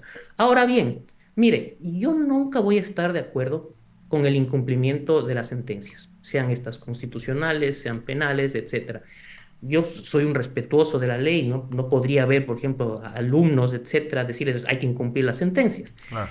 En este caso, hay que ser claros en una cuestión. La Asamblea Nacional y los legisladores no son responsables civil ni penalmente por los actos que realicen en ejercicio de sus funciones. En este caso, al no acatar la sentencia, que lo hacen como en su calidad de legisladores, no podrían ser responsables penalmente. Entonces, considero que es una posición de hecho de la Asamblea, una posición política clara de intentar hacer respetar una institucionalidad lacerada por este juez, repito, Metástasis. Ahora, asambleísta, claro, retomemos este término que utilizó, el timing o el tiempo, ¿no? Porque llama la atención que cuando se retiran las firmas, nadie expresa pues mucha sorpresa o malestar y simplemente en esta coyuntura es cuando descubren la importancia del tema y entonces evidentemente se colige que hay una estrategia para dilatar el denominado narcojuicio a la fiscal. Es decir, eso, ¿usted coincide con esta interpretación política o no? Claro que sí, claro que sí. Y totalmente de acuerdo en que no se puede ratificar que se deban o no acatar una sentencia. Yo también soy muy respetuoso de la ley. Por eso he dicho que, más allá de que, primero los asambleístas estamos en receso, aunque yo estoy trabajando y estoy haciendo territorio. Es un pronunciamiento del señor secretario, que se ha convertido en el vocero oficial de la Asamblea, aunque muchas veces no estamos de acuerdo en lo que diga el señor secretario, porque no es el criterio de todos los asambleístas. Esto no es un pronunciamiento de los asambleístas, sino de la Asamblea desde el área administrativa. Y sí, es un tema político para llegar a juicios que les interesaba a quienes en ese momento tenían una mayoría. Y yo coincido en que hay que reformar la norma, porque muchas veces sí hay una estrategia de acumular los juicios políticos para alargar los tiempos de las personas que en ese momento están en control del poder. Yo también creo que no es posible que los juicios políticos se sigan a personas a las que ya no les puedes, por ejemplo, censurar o destituir más bien, solamente los puedes censurar. Y tampoco estoy de acuerdo en que los juicios políticos, lo máximo que te den como sanción es el tema mediático y 2 años que no pueda ser candidato, no pueda ser funcionario público. Yo creo que tiene que tener un peso mayoritario. Hay algunas reformas propuestas para el tema de los juicios políticos que seguramente deberíamos revisarlas o la Asamblea mismo debería revisarlas. Pero que fue una estrategia de lado y lado para alargar los tiempos a quien no le convenía que un juicio político aparezca y del otro lado retirar las firmas para acortar esos tiempos y llegar a personas o autoridades que querían llegar, eso está más que claro. Ahora, Gonzalo, me pregunto, digamos que la Asamblea mantiene su posición, desconoce, no acata, y ahí queda el tema, alguien debería dirimir y poner orden en este asunto. ¿Cómo observas el desenlace, digamos, ya permanente? Y yo espero, estimado Andrés, que este tema no termine en una jalada de orejas con una destitución de por medio por parte de la Corte Constitucional al juez que dictó esta sentencia. ¿Qué es lo que viene ahora? En estos momentos, bueno, la Asamblea entiendo que tuvo que haber recurrido en apelación esta sentencia y en la apelación, una vez que formalice el recurso por escrito, debe solicitar inexorablemente el error inexcusable. De igual forma, esperemos que los jueces donde recaiga, en la sala que recaiga de la Corte Provincial de Pichincha, vuelvan a establecer el imperio de la ley y la Constitución que ha sido vulnerado por este juez y dejen sin efecto pues esta espuria sentencia. De lo contrario, que espero que no suceda, si esta sentencia es ratificada por una de las salas de la Corte Provincial de Pichincha, tendrá que llegar con total seguridad a la Corte Constitucional, donde no tengo ni 1% de duda que la dejará sin efecto y establecerá el error inexcusable. Es decir, es un hecho grave, ¿no? No sé si por ignorancia o por un tema político, pero... Una mezcla de las dos. ¿Ah? O una mezcla de las dos, ya. Pero iba a decir lo mismo. De todas maneras, lo que sorprende por sentido común es que esta persona debe saber que hay consecuencias de las decisiones que se toman. Entonces, yo no sé si no les importa tampoco recibir luego una amonestación o incluso separarlo del cargo. O sea... Mire, Andrés, perdón que le interrumpa. Sí, no, sí. Estos jueces son denominados de esta forma como jueces suicidas, precisamente porque ¿cuál es la palabra correcta? No les importa absolutamente nada. Habrá que ver aquí, evidentemente, yo estoy seguro, una negociación. Este juez no falló en derecho bajo ningún concepto. Habrá que ver qué beneficios habrá obtenido para tener una sentencia de este tipo. Son jueces suicidas, así les denominaban a los jueces en Colombia cuando fallaban a favor de narcos, etcétera. Claro. Y pues este juez está cometiendo una acción fallando expresamente contra la ley y constitución y contra los fallos de la Corte, que ya le dicen qué puede y qué no puede hacer. O sea, no tiene pues, ni cabeza lo que acaba de suceder.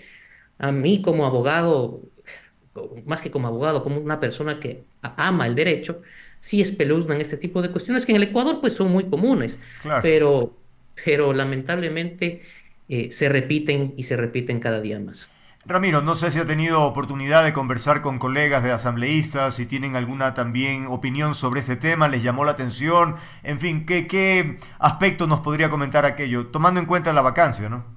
Bueno, nos llamó la atención desde el mismo hecho cuando fue presentado, porque hay un tema de falta de comunicación. Yo me enteré de que se había presentado este recurso porque me llegó al correo una citación. Habíamos sido convocados todos los miembros de la Comisión de Fiscalización. Pese a que yo, por ejemplo, en la sesión donde se archivaron esos juicios por el tema de las firmas no participé, participó mi alterna y votó en contra de que se archiven los juicios políticos. ¿Por qué? Porque creemos que los que presentaron a su tiempo lo hicieron con toda la rigurosidad, cumpliendo la normativa y luego por una estrategia política la retiraron. Hoy conversé con dos asambleístas que tuvieron la amabilidad de llamarme justamente por el tema de la Comisión de Fiscalización y les he expresado lo mismo. Y a contrario a lo que el abogado lo dijo, yo sí creo que ojalá haya una sanción, si es que se equivocó y si es constitucionalmente un error, no solamente de forma, sino de fondo, y tiene una consecuencia de dañar más aún la imagen de la Asamblea, porque esto pone en entredicho otra vez entre el Ejecutivo y el Legislativo, hace más fuerte la pugna que lamentablemente ya se venía teniendo. Y si el juez ha incumplido, pues que haya una sanción. Y es lo que necesita Ecuador para que no sea tan común, para que los jueces suicidas no aparezcan tan rápidamente en un montón de casos, para que realmente se sienten precedentes. Si es así, la Corte debería no esperar tanto tiempo, sino inmediatamente pronunciarse ante una sentencia que primero deje en entredicho a la Comisión de Fiscalización, a la Asamblea y hoy también al Ejecutivo. Ahora, abogado Muñoz, ya en plan, digamos, a futuro o de fondo, ¿qué hacer con esta mala utilización de los recursos que se plantean con tanta frecuencia o con la figura de estos jueces multicompetentes que sirven para todo o para nada y que son piezas claves para este tipo de corruptelas? ¿Qué hacer ante esto? Porque si no es una repetición cada cierto tiempo. Andrés, es una pregunta que cae al pelo en este momento. Mire, ya se han hecho muchísimas cosas. Al principio se decía que la Corte Constitucional no aclara ni pone en orden este tipo o limita, ¿no es cierto?, las garantías jurisdiccionales para evitar que favorezcan a delincuentes y a politiqueros. Pues la Corte Constitucional ya ha emitido los precedentes necesarios. Se aprobó en la consulta del presidente Noboa de forma correcta la creación de judicaturas especializadas en materia constitucional. Veamos si eso, que ya debe estar a cargo el Consejo de la Judicatura, tiene un plazo perentorio para aquello, pueda establecer realmente personas idóneas, personas conocedoras y éticamente aptas para estar en este tipo de cargos. Pero lamentablemente, si tenemos una cultura de desprecio a la ley, y esta cultura empieza por los propios legisladores, como un legislador, sabiendo ¿ya? Que existe un fallo de por medio de la Corte Constitucional, una legisladora en este caso, Sí. presenta este tipo de acción de protección, que hay que tener claro de una cosa. Usted presenta una acción de protección cuando se le han vulnerado sus derechos, de todos los establecidos en la Constitución, el derecho a debido proceso, la garantía de la defensa, la tutela judicial efectiva, etcétera. Aquí, ¿cuál es el derecho vulnerado? No existe un derecho vulnerado. El control político que ejercen los legisladores no es un derecho, es una potestad pública. ¿Sí? Entonces, pues, si todos sabemos eso, ya digo que no hay que ser experto en derecho, ¿ya? Es realmente preocupante, es una cuestión de cultura, tenemos que cambiar la cultura como ciudadanos, como políticos, como representantes y, por supuesto, como jueces. Ahora, no solamente es de la asambleísta, diría, el ministro de Gobierno salió en una exposición presentándose, ¿no? Porque no son muy adeptos a la comunicación pública a veces los ministros. Y en este caso, bueno, ya sabemos que el anterior ministro de Gobierno pues casi ni se le escuchó la voz, pero en cuanto a este, salió presentándose, dando su nombre, diciendo cuál era su cargo, y luego dijo que había que luchar contra este tipo de cosas, que no se podía permitir que se archiven este tipo de temas, es decir, un respaldo frontal de parte del gobierno, de manera que estamos hablando de el gobierno quien lleva adelante esto que usted ha calificado como un despropósito. Por supuesto, aquí hay un interés claro del gobierno, o es un interés legítimo, una preocupación de que censuren, porque pienso yo que van a haber los votos para censurar a la ministra Palencia. Y la pugna o las divergencias que puedan existir entre el Parlamento y que puedan existir entre el Parlamento y el Ejecutivo son normales en democracia. Otras veces escalan demasiado, otras veces bajan, Claro. otras veces en cambio son intentos de desestabilización, que este no es el caso, pero muy distinto es malutilizar y peor, perdóneme el término, prostituir a la justicia para favorecer de forma ilegal e ilegítima a intereses politiqueros. Eso es lo que está mal. Que existan divergencias, pugnas, a veces no es liberal, Claro. pero existe, pasa en las democracias a nivel mundial. ¿Sí? El problema es la intromisión indebida en la justicia. Son lamentables, pienso yo, las declaraciones del ministro Wong. Evidentemente, él, como jefe de la cartera de gobierno, debe ser quien llame a respetar la institucionalidad, sea cual fuera el caso. Pero bueno, vemos que eso no ha sucedido. Finalmente, asambleísta, bueno, recuérdenme exactamente cuándo regresan y cuál será la prioridad. La agenda es voluminosa, sobre todo por la contaminación, además de las elecciones que vienen, la movilización de candidatos, en fin. ¿Cómo es el panorama tan pronto que ya regresen? Bueno, el receso termina el 2 y tenemos varios temas pendientes dentro del Pleno. En el caso de la Comisión de Fiscalización, quizás va a ser lo que va a acaparar la atención. Claro. Primero, por este tema, aunque la Asamblea o a través del secretario se ha dicho que no se va a acatar, nosotros tenemos que continuar con un proceso iniciado porque no se puede tratar ningún otro juicio político mientras se está sustanciando otro. En este momento estamos en etapa de las pruebas de cargo y de descargo, los 15 días que da la propia ley para el juicio político de la ministra Palencia.